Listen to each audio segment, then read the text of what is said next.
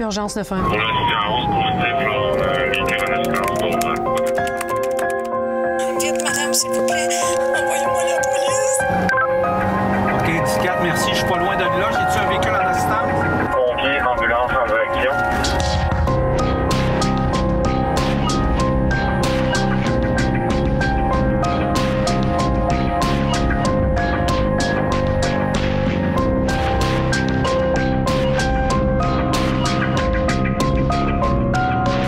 En situation d'urgence, on compose le 911 et on nous envoie les intervenants requis, policiers, ambulanciers, pompiers. C'est la face visible du 911. Mais il y a aussi une face cachée au 911, les préposés qui répondent aux appels. Un des objectifs de la recherche en santé et en sécurité du travail est de révéler ce qui n'est pas apparent et d'élaborer avec les milieux concernés des pistes d'action visant à prévenir les problèmes de santé. OK, donnez-moi l'adresse où vous êtes présentement. Madame, répondez à mes questions, OK? Oui, on est en route, madame. Dans le fond, on voit les choses à la télé, mais on dirait qu'on pense l'intervention policière, ambulancière, pompier, mais on dirait qu'on pense pas avant qu'il y a eu un appel puis qu'il y a quelqu'un qui a répondu à cet appel-là. On vit beaucoup dans l'ombre et j'ai vraiment l'impression que les gens non seulement ne comprennent pas ce qu'on vit, mais ne savent tout simplement pas, par moment même, qu'on existe. Mais on est quand même le premier maillon d'une chaîne d'intervention. Au Québec, il y a plus de 30 centres d'appel d'urgence 911. Quelques 900 préposés répondent aux appels et les acheminent aux intervenants requis. Le service 911 gère plus de 4 millions d'appels chaque année. L'appel d'un citoyen déclenche tout un processus d'intervention sur les lieux de l'événement selon la priorité de l'urgence. Lors de la prise d'appel, le préposé remplit une carte d'appel dans laquelle il consigne les informations requises pour l'intervention. Pour les urgences concernant la santé, l'appel du citoyen est transféré directement à un centre de communication santé. La répartition qui concerne la police et les pompiers s'effectue en transmettant la carte d'appel aux intervenants. Les tâches d'un préposé sont très diversifiées. Encore là, ça varie d'un centre 911 à l'autre, mais chez nous, à la Ville de Québec, les tâches vont de la prise d'appel, l'analyse de l'appel. Ensuite de ça, il y a des tâches de répartition pour tout ce qui est intervention police, des tâches de répartition pour tout ce qui est intervention incendie, et on a aussi chez nous des tâches de répartition pour ce qui est d'intervention dans le domaine des travaux publics. Les qualités pour un bon répartiteur, je dirais de l'écoute, de l'empathie, également du jugement, une bonne capacité de synthèse. Il faut comprendre vite qu'est-ce que les gens ont besoin. On n'a pas le temps, ça va vite le 911, l'urgence, ça va vite, les minutes sont importantes, les secondes sont importantes, donc c'est pas après 3 minutes. Ah, je pense que ça serait une ambulance. Lorsqu'on est en processus d'embauche, parmi les critères de sélection, il y a bien entendu la formation académique, mais il y a surtout les qualités personnelles et interpersonnelles qu'on cherche. On a besoin de gens qui ont du leadership, on a besoin de gens qui sont capables d'empathie, on a besoin de gens qui sont capables de réagir rapidement, prioriser des décisions de façon assez rapide. En plus des qualités personnelles requises, les préposés doivent suivre une formation. Le monde du 911, c'est pas un petit téléphone sur le coin d'un bureau. Il y a des systèmes informatiques, puis il y a des protocoles informatiques. Outre le programme de formation existant au niveau collégial, tous les centres d'appel d'urgence offrent une formation à leurs nouveaux préposés. Cette formation porte notamment sur l'opération des différents systèmes informatiques qui aident les préposés à améliorer l'efficacité des interventions. Ce qui a évolué beaucoup, c'est vraiment l'informatique qui est venue donner un méchant coup de main. Ça, c'est vrai. Mais c'est devenu aussi, je vous dirais, quasiment stressant à la longue parce que l'informatique nous force à aller chercher, à fouiller à gauche et à droite, et là, on devient comme multifonctionnel, là, si on veut. Là. On a 3-4 applications ouvertes en même temps, pour pas dire 14. Là. La technologie n'est qu'un élément de la complexité du travail du préposé, comme l'explique Georges Toulouse, chercheur à l'IRSST. Mais ce qu'on constate, c'est que les préposés, ils ont aussi un besoin de formation sur la communication avec les autres, la communication avec les personnes, la prise de décision. Et ça, si vous voulez, il y a cet apprentissage-là se fait surtout par la pratique du métier. La communication entre le préposé et l'appelant est l'élément central de la réponse adéquate à un appel d'urgence.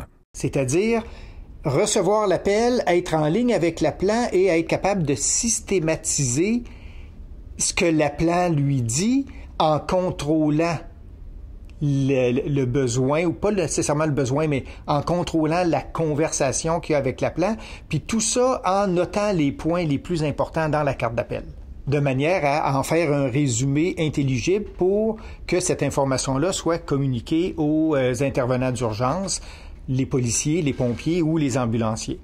On doit poser des bonnes questions, dans le bon ordre, et on doit faire tout ce qui est en notre pouvoir pour que ce soit retracer l'appel de cette personne-là. Si on n'est pas capable de la localiser instantanément, on doit d'abord savoir ce qui se passe. Il faut savoir où cette personne-là, il faut savoir c'est quoi la situation. Le préposé, lui, va poser des questions et les appelants qui ne sont pas au courant vont des fois s'énerver parce qu'ils pensent que le préposé prend trop de temps et ne raccroche pas. Alors que le préposé, lui, déjà, il envoie les secours rapidement et il pose des questions pour évidemment avoir des informations qui vont orienter, qui vont préparer les intervenants sur le terrain à agir le plus rapidement possible. C'est pas toujours facile, effectivement, d'obtenir les renseignements venant des personnes par le fait que, sous la panique, les gens, il y en a qui déconnectent, qui décrochent. En plus, les oreilles des policiers, des pompiers, d'aller d'être curieux, d'essayer de leur mettre une image sur l'appel sur lequel ils s'en vont. Être préposé au 911, c'est un travail d'équipe à multiples facettes. D'abord entre les préposés eux-mêmes, qui s'entraident afin de répondre rapidement aux appels. Mais c'est aussi un travail d'équipe avec les autres intervenants d'urgence, les policiers surtout, que les préposés apprennent à mieux connaître afin de les soutenir efficacement. Le travail, c'est un travail d'équipe. Même si c'est moi qui réponds à l'appel, les autres font des recherches pareilles puis ils consignent à la carte. Alors le policier dans son véhicule, lui, quand ça y apparaît, il sait où il s'en va puis il sait à qui il a affaire. On travaille pas pour la police, les répartiteurs, on travaille avec eux autres. Quand ils courent après quelqu'un qui sont en poursuite, on graphine nous autres aussi. Et quand on entend contrôler, menotter, on est super contents. Ils font un travail extraordinaire dehors. Je ne ferai pas le leur, là. C'est loin de là. Mais on travaille avec eux autres. Être préposé, c'est aussi un travail très particulier sur le plan physique. C'est ce qu'a confirmé une première étude financée par l'IRSST. Elle a révélé un taux élevé de douleurs musculo-squelettiques et de détresse psychologique. Le travail de préposé au 911, c'est aussi physique. Il n'y a pas une personne faite pareil. Il y en a qui... Le stress, c'est beaucoup dans le dos. Il y a des gens qui c'est beaucoup le stress au niveau des épaules. Si je prends comme exemple, si moi j'ai un appel stressant, je vais avoir tendance à me raidir. Alors moi, c'est plus le cou, les trapèzes qui va en prendre un coup. C'est sûr qu'être assis 12 heures, au niveau des épaules, des bras, le dos, ça finit même pour... toujours être assis, c'est quand même ankylosant. À la suite de cette première étude complétée en 2006, le renouvellement du mobilier a permis à plusieurs centres de se doter de postes réglables permettant aux préposés de travailler assis ou debout. Maintenant, on est rendu avec des postes de travail qui sont beaucoup plus ergonomiques. On a des meilleurs supports, on peut ajuster les hauteurs, ce qu'on n'avait pas avant. Les tablettes sont ajustables, les claviers peuvent se bouger. Mon téléphone, là, je peux le déplacer si je veux. Comme il y a beaucoup d'équipements, on ne peut pas les rapprocher tous. Donc les personnes, ils doivent, si vous voulez, travailler avec des équipements plus éloignés, donc ce qui crée des contraintes posturales. Les douleurs musculo-squelettiques ne résultent pas uniquement des contraintes physiques du travail, mais également des contraintes psychologiques. Les résultats d'une deuxième étude publiée en 2011 ont mis en évidence l'intensité des émotions négatives ressenties par les préposés. C'est ce qu'explique Louise Saint-Arnaud, chercheur à l'Université Laval. C'est un métier très exigeant au niveau émotionnel. C'est un métier qui demande... En fait, il faut le faire, être en contact tous les jours avec des citoyens qui sont en situation de détresse, faire face... à la peur des gens, avoir à répondre aux demandes qui sont faites. Madame, vous êtes à quelle adresse? Alors, c'est vraiment un travail qui, seconde à seconde, qui est particulièrement exigeant. Les types d'appels que j'ai le plus de difficultés à travailler, à maîtriser, c'est quand je suis pas capable d'aller chercher l'information que j'ai besoin. C'est que l'appelant crie ou la personne n'est pas capable de parler. Vite, madame, s'il vous plaît, envoyez-moi la police. Vous voulez la police à quelle adresse, madame? Quelqu'un est tué chez nous. Oui, chez vous, madame, c'est à quelle adresse? Il faut essayer de les ramener, il faut essayer de leur parler calmement, c'est de les calmer pour obtenir l'information. Si on est capable, tant mieux, ça va très bien, mais par contre, certaines circonstances, même avec les plus beaux efforts du monde, on n'y arrivera pas. Donc, la responsabilité, c'est de saisir les informations et en arrière de tout ça, c'est d'être capable de décoder ce qu'on appelle les drapeaux rouges. Présentement, vous êtes en sécurité. Votre chambre, elle est à quel étage chez vous? Elle est à l'étage, au fond. Au premier étage, au rez-de-chaussée, deuxième étage? Au premier. Au premier étage. Est-ce que vous avez barré la porte? Donc, la personne qui appelle peut dire « Oui, ça va bien », mais par le ton de la voix, par la manière d'hésiter un peu en répondant à certaines questions, le préposé peut aller chercher des informations supplémentaires qui vont, par exemple, faire sortir le point que la personne est victime de violences conjugales. Et elle n'ose pas parler parce que son conjoint ou sa conjointe est à côté d'elle. On ressent. On décode pas, on ressent. Un thème de voix, un long silence. Il faut le faire, prendre un appel, essayer de comprendre qu'est-ce qui est demandé. Il y a tout un travail de réinterprétation, d'aider la personne à formuler ce qu'elle demande. Alors, il y a un travail de questionnement qui est fait. De par son rôle d'intermédiaire entre le citoyen et les intervenants des services d'urgence, le préposé doit être constamment en état d'alerte, prêt à agir. En un instant, il peut passer d'un état relativement passif à un état de mobilisation intense, où l'adrénaline est à son maximum. Les recherches de l'IRSST ont notamment permis de constater que le rythme cardiaque des préposés 911 ne variait pas tant que ça durant un quart de travail. Puis ce que ça laisse supposer, c'est que le répartiteur ou la répartitrice qui arrive à son quart de travail est déjà préparé à faire face à un appel qui pourrait être particulièrement dérangeant. La collaboration d'une équipe de chercheurs de l'Université du Québec à Montréal a permis de mesurer la perte de variabilité du rythme cardiaque des préposés. Chez une personne en bonne santé cardiaque, non soumise à un stress important, le cœur bat naturellement à un rythme irrégulier.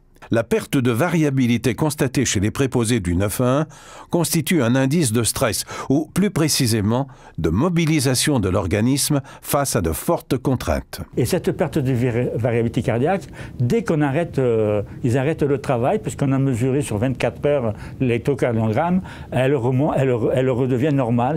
Les préposés répondent à toutes sortes d'appels.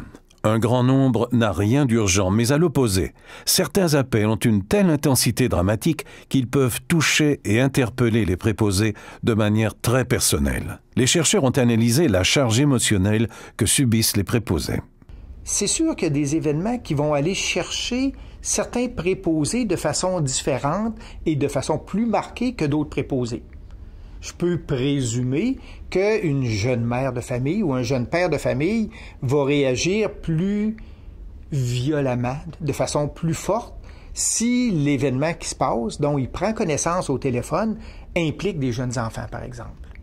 J'ai vu des gens craquer, des collègues, moi la première. Des situations qui viennent nous chercher un peu plus ou des situations où on se sent plus concerné. J'ai eu des situations, entre autres, où la personne qui m'appelait, c'était un garçon de mon âge. Et il pensait au suicide. Moi, j'ai vécu un cas où le fils a découvert ses parents décédés, là, un drame conjugal, et au moment de décrocher l'appel, tout ce que j'ai entendu, c'est un cri, là, le cri primal. J'ai déjà eu un appel d'une dame qui disait que son fils s'était embarricadé dans sa chambre, qu'il avait un fusil 1-12, puis qu'il voulait se suicider. Et pendant l'appel, il s'est tiré. Alors, c'est sûr que... Ils arrivent vraiment à faire un travail extraordinaire, mais il y a toujours un reste. Il y a un prix à payer. Et sur 15 ans, 20 ans, c'est un métier qui laisse des traces. En fait, je vis bien avec ça dans le sens où quand je dis j'en fais encore des cauchemars, c'est pas toutes les nuits, là. Pour surmonter les situations plus difficiles, tous les préposés peuvent recourir à des services professionnels, notamment les programmes d'aide aux employés. Mais les chercheurs qui les ont observés sur le terrain ont constaté que les préposés développent leur propre stratégie de défense. Après avoir vécu un événement difficile, ils vont raconter, ils vont utiliser le récit, revisiter, revoir, raconter à l'autre ce qu'ils ont vécu. Ça leur permet de redérouler émotivement, de liquider affectivement une partie de la tension qu'ils ont vécue. Donc on voit que c'est tout un travail qui est fait cette cette charge émotionnelle. Ils se connaissent les uns les autres et par l'humour, ils vont se soutenir. Ils vont arriver à trouver la petite blague qui va permettre à aider son collègue qu'on vient de voir pris dans un appel difficile à traverser ce que parfois qui est difficile à entendre, ce qui est difficile à redire, ce qui est innommable. Et c'est vraiment à partir d'un travail en collaboration, un travail d'entraide, un travail de soutien où est-ce qu'on va voir peu à peu, au quotidien, le développement d'une expertise, de savoir-faire. Le plus valorisant et gratifiant dans mon travail, c'est de sentir que j'ai fait une différence. Même si un petit peu plus tôt on parlait que c'est pas reconnu, moi je le sais, j'ai fait une différence. Quand quelqu'un te dit merci, tu te dis, mon Dieu, j'ai aidé quelqu'un, j'ai le sentiment d'avoir aidé quelqu'un, d'avoir changé peut-être même la vie de quelqu'un. C'est gratifiant, c'est valorisant. C'est des sentinelles qui veillent pendant que nous, les citoyens, on dort. C'est des gens ce sont les premiers répondants d'une situation d'urgence. Donc on a aussi, en fait, moi je dors tranquille une bonne partie de la nuit parce que j'ai des personnes qui veillent au bout de la ligne. Urgence 911,